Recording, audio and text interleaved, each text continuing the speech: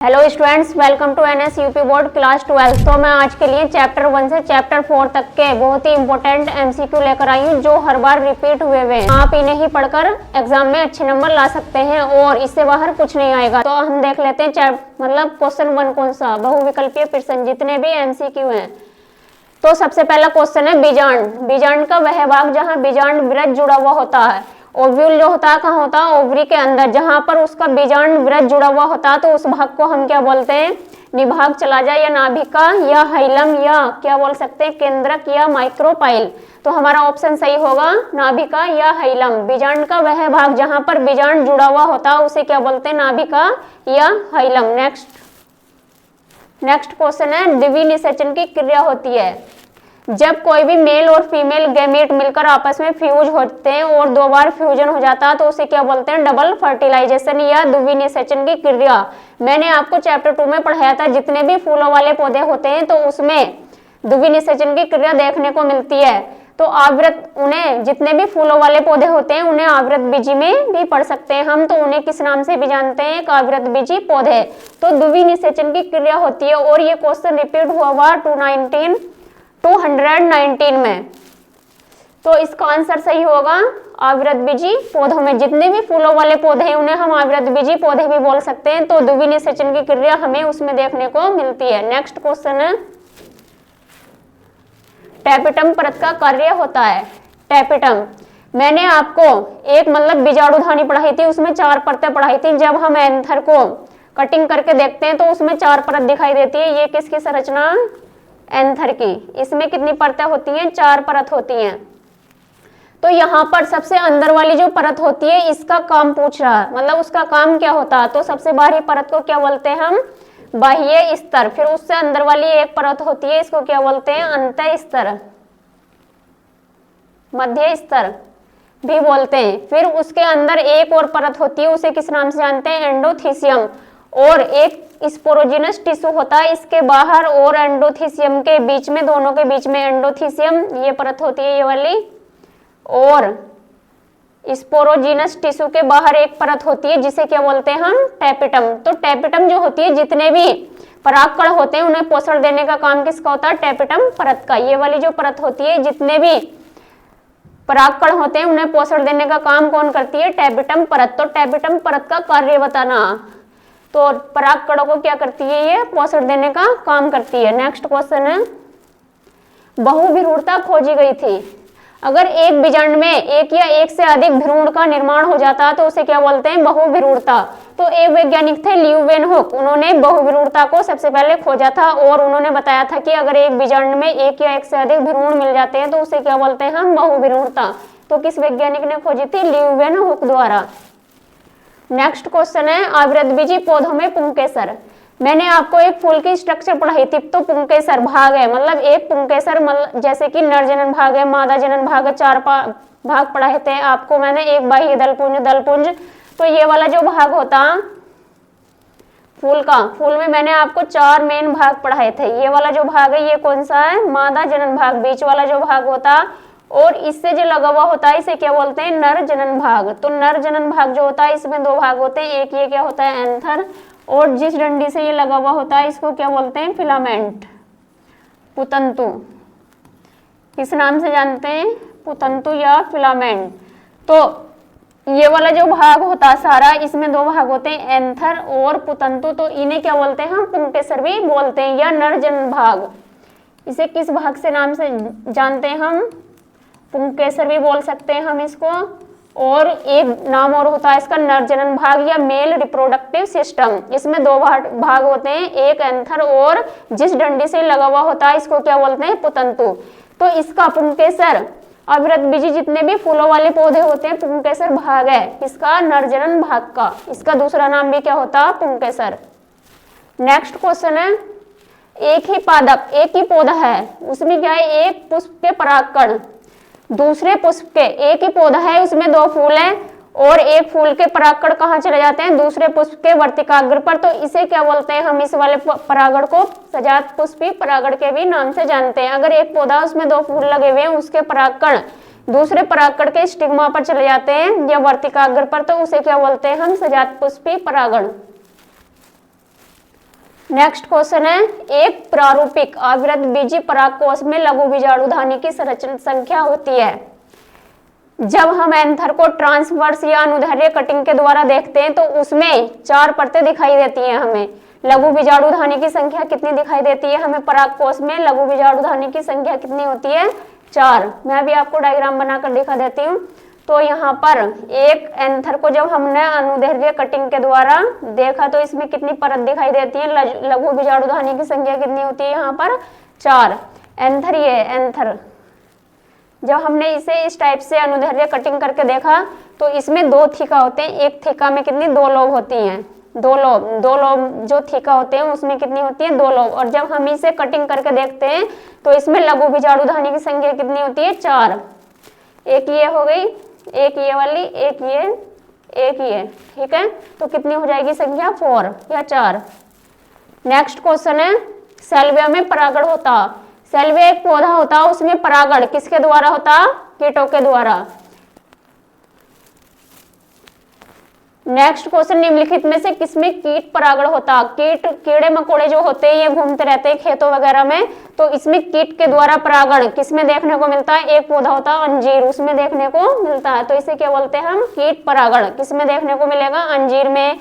और सैल्विया पौधा होता, बहुत सारे होते हैं, जैसे कि मधुमक्खियों में भी कीट परागण देखने को मिलता है। तो यहाँ पर हमारा ऑप्शन सही होगा अंजीर। नेक्स्ट क्वेश्चन है, निभाग पाया जाता। निभाग जो होता है, एक बीजांड जो होता है ओव्यूल ओवरी के अंदर जो रहता है, अंडाशय के अंदर, तो उसे क्या बोलते हैं? बीजांड। तो निभाग उसी में पाया जाता है और उसी का भाग होता है। तो ये किस में मिलता है हमें देखने को? बीजांड में। इसके बाद क्वेश्चन है, अनुवांशिकी जीव विज्ञान की वह शाखा। अनुवांशिकी जीव विज्ञान की एक शाखा है, ब्रांच है, तो जिसके अंतर्गत अध्ययन किया जाता। इसके अंतर्गत जितने भी अनुवांशिक लक्षण होते हैं एक पीढ़ी से दूसरी पीढ़ी में वंशागत हो जाते हैं। और जब एक पीढ़ी से दूसरी पीढ़ी में वंशागत हो जाते हैं तो उसमें क्या हो जाते हैं? लक्षणों में विभिन्नताएं आ जाती हैं। मतलब किसी का कलर चेंज हो जाता है, किसी की लंबाई चेंज हो जाती है। तो उसमें जो विभिन्नताएं आ जाती हैं और उसका जो अध्ययन करते हैं हम, तो उसे क्या बोलते हैं हम? अनुवांशिकी। तो अनुवांशिकी में हम अनुवांशिकता एवं विभिन्नता का अध्ययन करते हैं। तो हमारा ऑप्शन सही होगा क्या? अनुवांशिकता एवं विभिन्नता का अध्ययन हम कहाँ करते हैं? अनुवांशिकी में। तो इसे क्या बोलते हैं? यह विज्ञान की एक शाखा है जिसमें हम क्या करते हैं? अनुवांशिकता और विभिन्नता का अध्ययन करते हैं। तो इसे क्या बोलते हैं हम? अनुवांशिकी। नेक्स्ट क्वेश्चन है, वंशागति की अनुवांशिक इकाई क्या?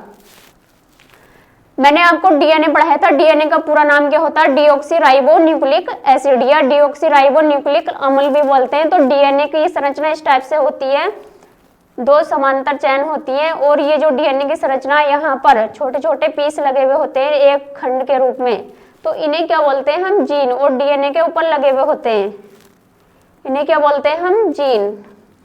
तो अनुवांशिकी की जो इकाई होती है, यूनिट होती है, तो उसे हम क्या बोलते हैं? जीन। इन्हें सबसे पहले मेंडेल ने फैक्टर नाम दिया था और इनके द्वारा ही लक्षणों का निर्धारण होता है। ये डीएनए की छोटे छोटे टुकड़ों के रूप में लगे रहते हैं, तो इन्हें क्या नाम दिया था? जीन। तो वंशागति की इसे अनुवांशिक इकाई है, तो अनुवांशिक इकाई क्या कहलाती है? जीन। नेक्स्ट क्वेश्चन है, प्रभाविता एवं पृथक्करण के नियमों का प्रतिपादन किसने किया? मेंडेल एक वैज्ञानिक थे, उन्होंने मटर के पौधे पर प्रयोग करके 3 नियम दिए थे। पहला नियम था प्रभाविता का, दूसरा क्या था? प्रभाविता का, दूसरा पृथक्करण का, तीसरा नियम था स्वतंत्र अपव्यूहन का नियम। तो यहाँ पर पूछा गया प्रभाविता एवं पृथक्करण के नियमों का प्रतिपादन किसने किया? तो मेंडेल ने किया था।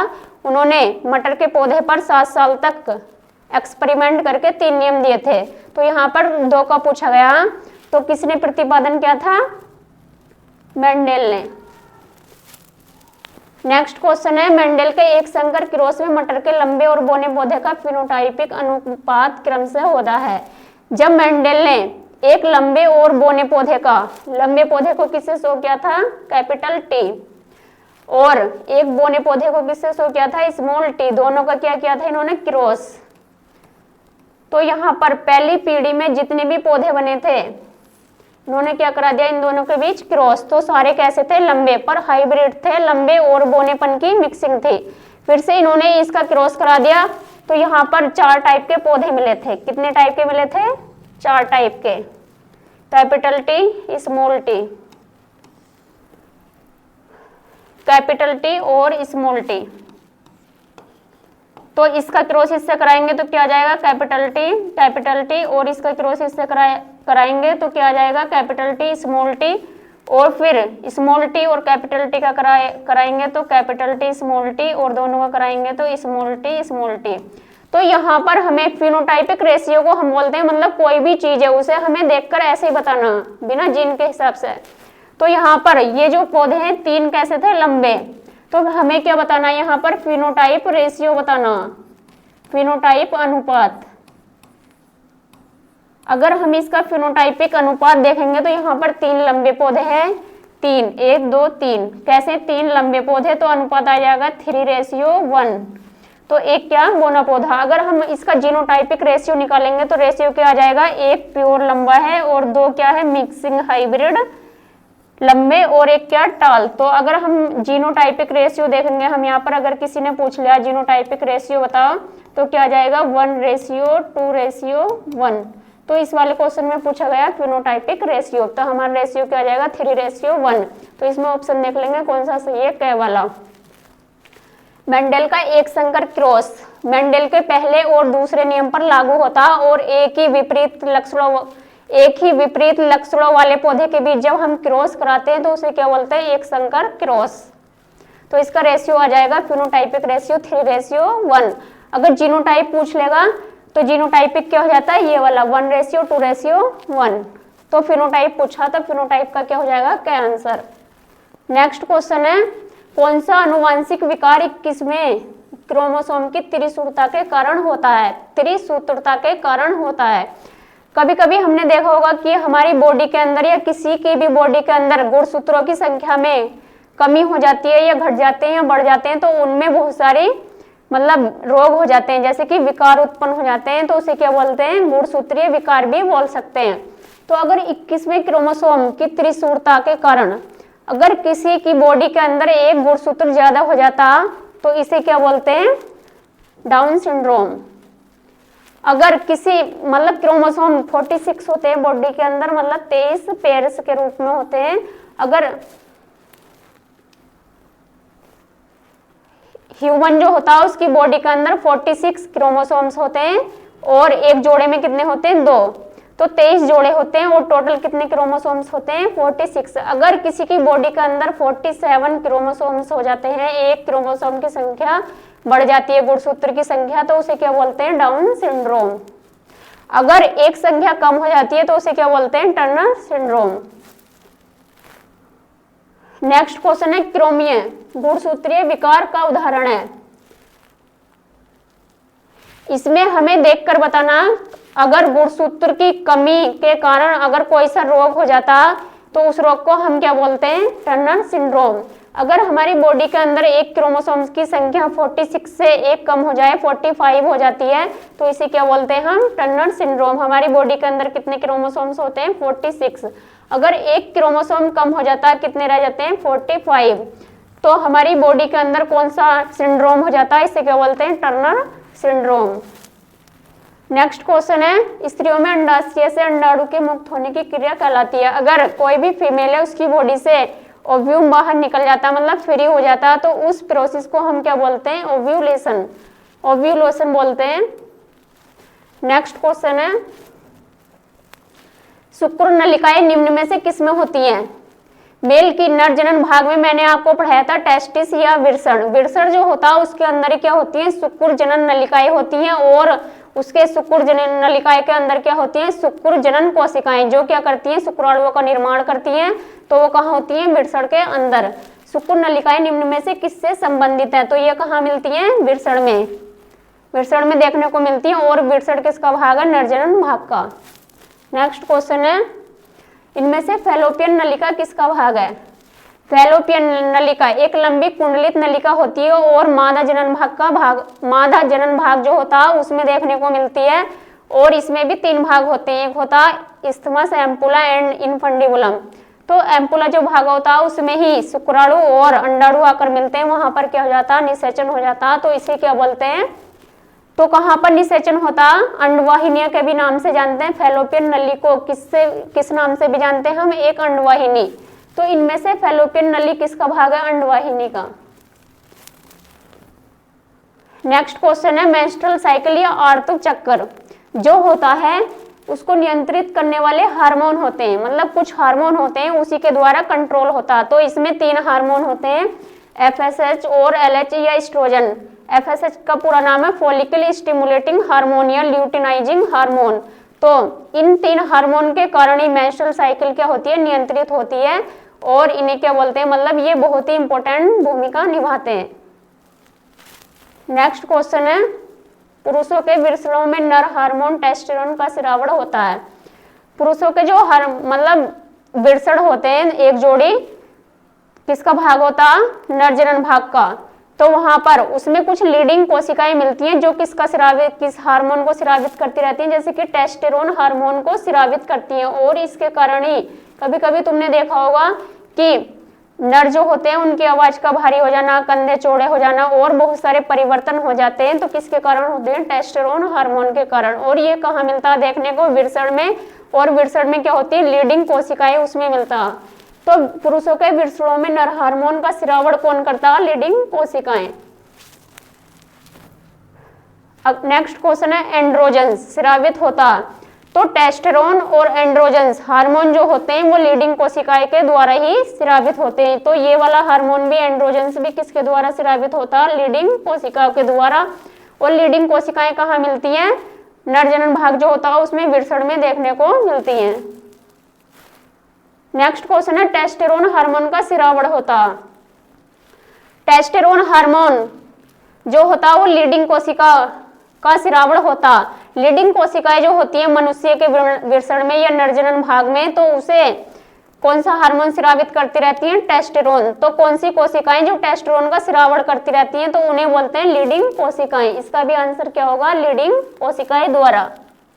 नेक्स्ट क्वेश्चन है स्त्रियों में आर्तव चक्र या मेंस्ट्रुअल साइकिल सामान्यतः होती है।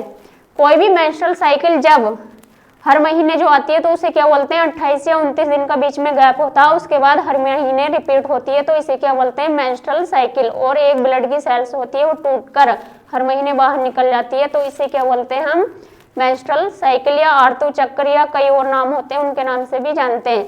तो हर महीने 28 या 29 दिन के बीच का गैप होता है और हर महीने रिपीट होती है। तो इसका आंसर सही होगा 28 से 29 डेज।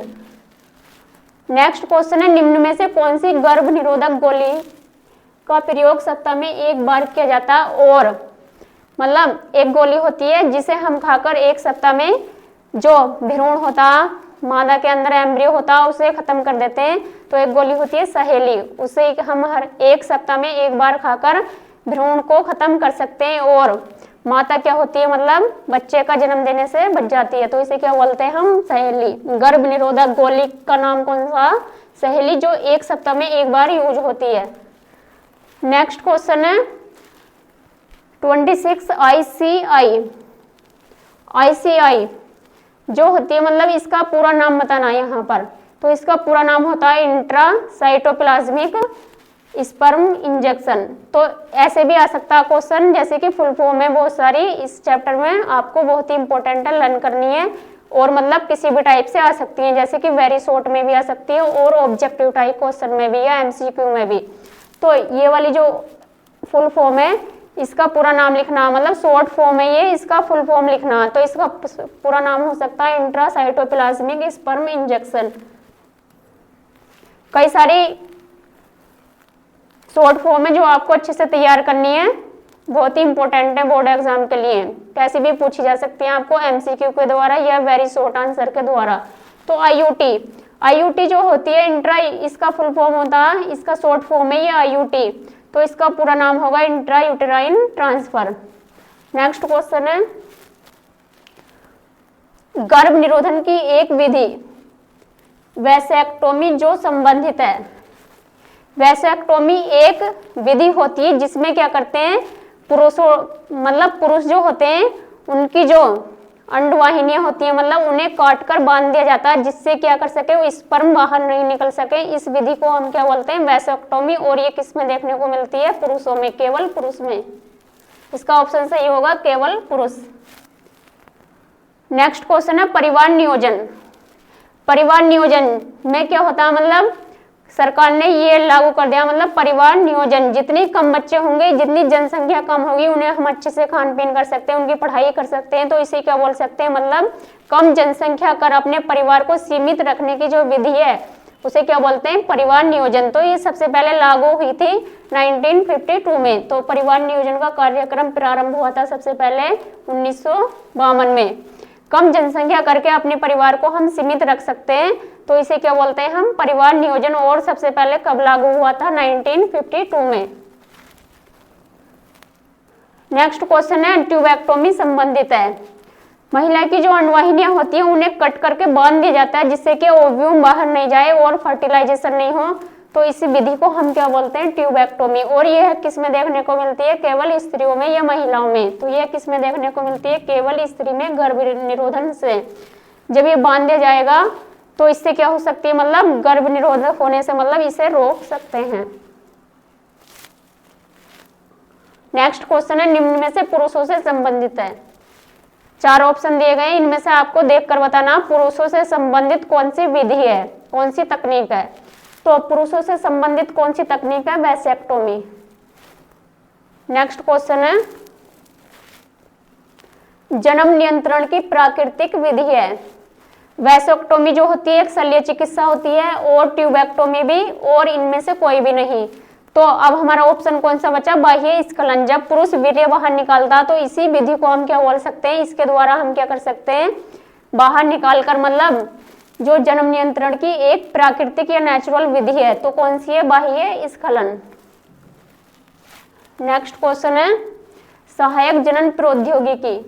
कुछ दंपत्ति ऐसे होते हैं जिनके बच्चे पैदा नहीं होते, तो वो क्या कर सकते हैं, इस टेक्निक के द्वारा बच्चे पैदा कर सकते हैं। इसमें कौन कौन सी टेक्निक आती है, जैसे कि IVF, ICSI तथा IUTs, मतलब अंडाणु को एक लैब के द्वारा माध्यमिक कृत्रिम रूप से माता के गर्भाशय में रोपित किया जाता, तो वहां पर क्या कर सकते हैं, वो बच्चे पैदा कर सकते हैं। जिन दंपत्ति के बच्चे पैदा नहीं होते तो वो इस तकनीक का सहारा ले सकते हैं। तो इनमें से ये सारी विधियां इन्हें अपना सकते हैं, कोई सी भी। तो इनमें से कौन सा ऑप्शन सही होगा, ये सभी। नेक्स्ट क्वेश्चन है एड्स दिवस। एड्स जो होता एक संक्रामक रोग है, बहुत ही भयंकर रोग है। एड्स का पूरा नाम होता है एक्वायर्ड इम्यूनोडिफिशियंसी सिंड्रोम, और एक वायरस होता है HIV, इसका पूरा नाम होता है ह्यूमन इम्यूनोडिफिशियंसी वायरस। तो मतलब ये जो एड्स होता इसका मतलब कब मनाया जाता है, इसे 1 दिसंबर को मनाया जाता।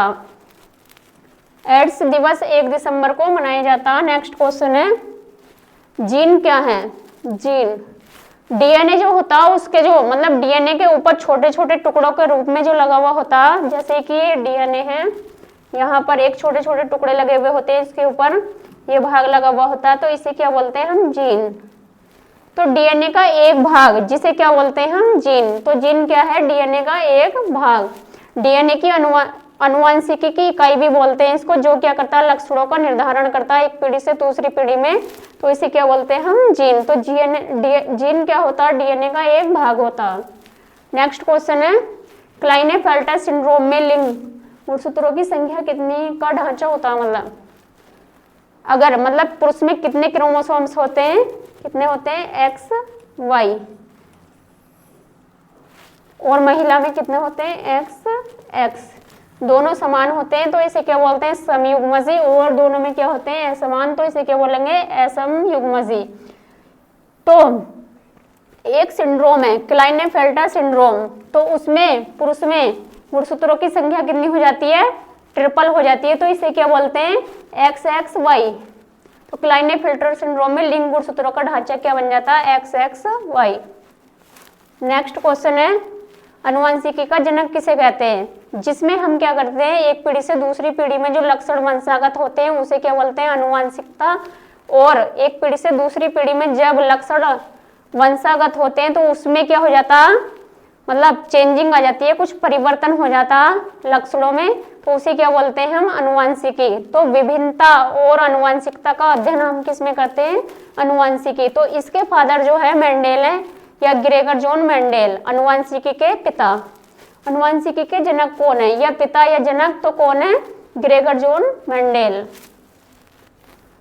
नेक्स्ट क्वेश्चन है, वंशागति के लिए मेंडल ने किस पौधे का चयन किया था?